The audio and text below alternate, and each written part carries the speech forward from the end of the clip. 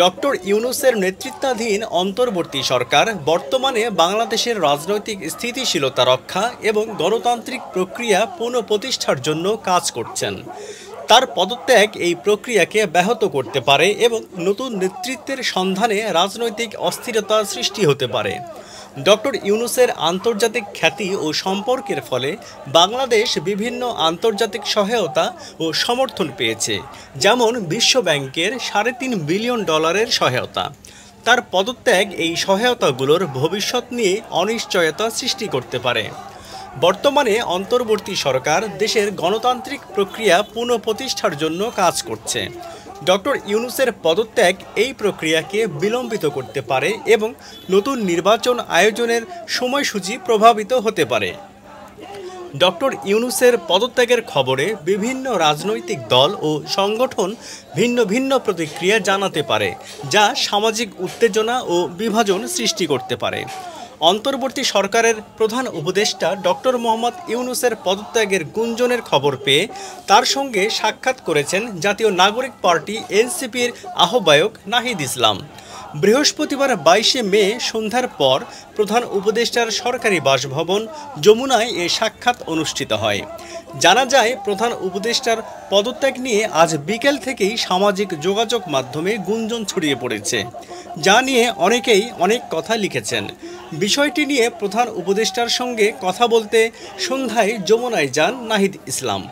জাতীয় নাগরিক পার্টির যুগ্ম সদস্য সচিব মুশফিক ও সালেহীন জানান, প্রধান উপদেষ্টার কাজ করার মতো পরিস্থিতি না থাকলে তিনি তার পদে থাকার ব্যাপারটি বিবেচনায় করবেন বলে জানিয়েছেন।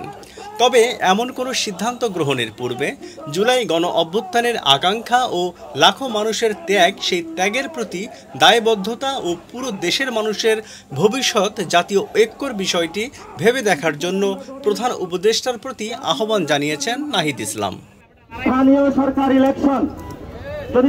সরকার ইলেকশন তারা সুন্দরভাবে সক্ষমতার পরিচয় দিয়ে আয়োজন করতে পারবে, তাহলে আমরা মনে করব এই ইসির ফিটনেস রয়েছে জাতীয় সংসদ নির্বাচনের জন্য।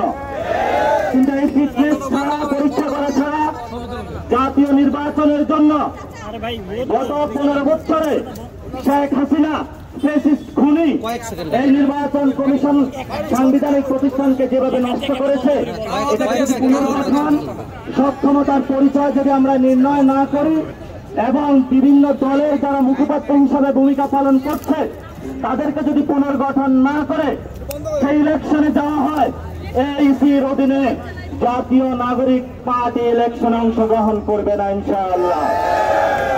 আমরা দৃঢ়কণ্ঠে বলতে চাই, ইলেকশন কমিশনে আমরা কয়েকদিন আগে এসেছিলাম, রকিবউদ্দিন থেকে শুরু করে সাজানো নাটক মঞ্চস্থ করে, হুদা কমিশনের মঞ্চস্থ করে বাংলাদেশের মানুষের ভোটাধিকার কেড়ে নেওয়া হয়েছিল।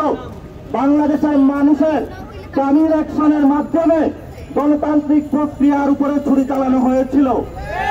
কিন্তু আমরা দেখতে পাচ্ছি তারা এখন দিব্যি ঘুরে বেড়াচ্ছে, আইনের আওতায় তাদেরকে এখনো আনা হচ্ছে না।